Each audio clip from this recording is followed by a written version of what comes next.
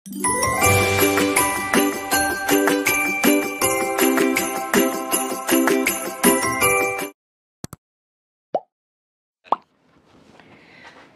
Siap, ini? Komandan. Izin. Izin bertanya, Komandan. Boleh, siap. Jadi gini kan, kapan hari ya, di awal bulan kalau nggak salah, di awal bulan Maret itu mau jalan-jalan ke Hong Kong gitu kan. Tapi tidak diizinkan masuk gitu, baru keluar pesawat itu langsung digiring ke office-nya gitu. Tanpa dikasih tahu alasannya untuk tidak boleh masuk gitu lah. Nah, izin Komandan, saya mau nanya gitu, karena apa, saya sudah tonton tuh 5 kali di deportasi gitu kan. Nah, makanya saya tertarik betul untuk bertanya begitu. Boleh. Nah, mohon dikasih pencerahan atau dikasih solusi, mungkin apa penyebab kita atau kami tidak diizinkan untuk masuk begitu, padahal tiket bolak-balik lengkap, bookingan hotel semuanya ada, itinerary semua. Sebabnya apa ya, Komandan? Oke. Kayak di acara Siap 86. Luar biasa sama ini.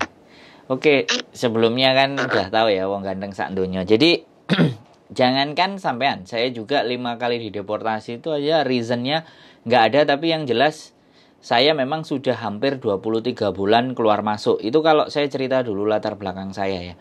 Kenapa saya dideportasi itu karena saya 23 kali itu keluar masuk extend. Dan mungkin mungkin itu yang saya jadi gimana ya, agak sedikit nyombong ya.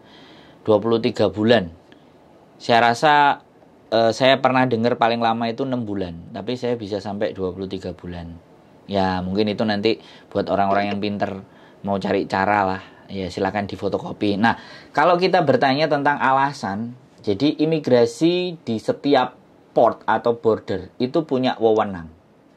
Jadi, saya pernah bertanya seperti itu. Kenapa kamu nggak kasih saya? Apakah saya tersangkut narkoba, ataukah saya termasuk tanda-tanda sindikat atau bagaimana? Saya pernah bertanya itu juga. Jawaban mereka kayak gini, ini negara wilayah saya. Kalau seandainya saya tidak mengizinkan Anda untuk masuk ke wilayah saya, kan tidak harus saya memberikan alasan buat Anda. Dengan jawaban itu sudah cukup. Rasa penasaran saya juga udah selesai. Itu yang dinamakan random check.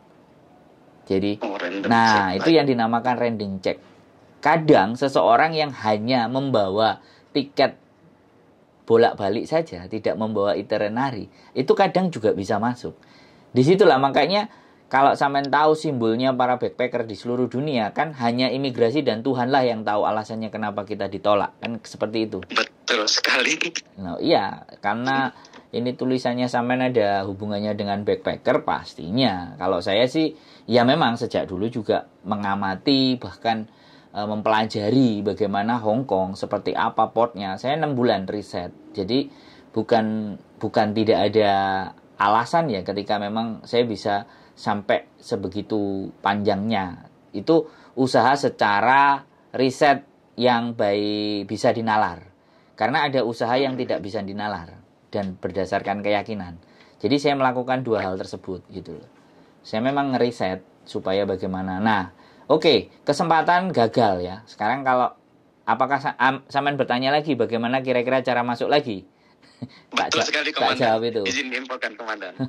Jadi kalau sampean portnya nggak masuk dari Hong Kong, sampean bisa masuk portnya dari Macau. Nah, ini kemungkinan lebih besar masuknya bisa. Jadi, itu masih bisa masuk ya, Komandan? Jadi ya saya nggak bilang bisa ya, tapi kemungkinannya lebih besar. Tahu sendiri kan, imigrasi itu bagaimana.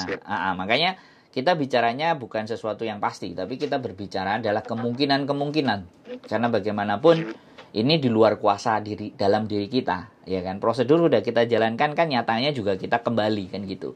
Nah, kenapa kadang-kadang langsung tertolak? Ada satu hal ini yang paling banyak tertolak itu biasanya ya, ini sekali lagi nggak mutlak. Omongan saya bisa didebat, bisa ditentang, bisa dipatahkan. Ya jadi paspor baru pertama kali bikin itu biasanya ada di situ satu.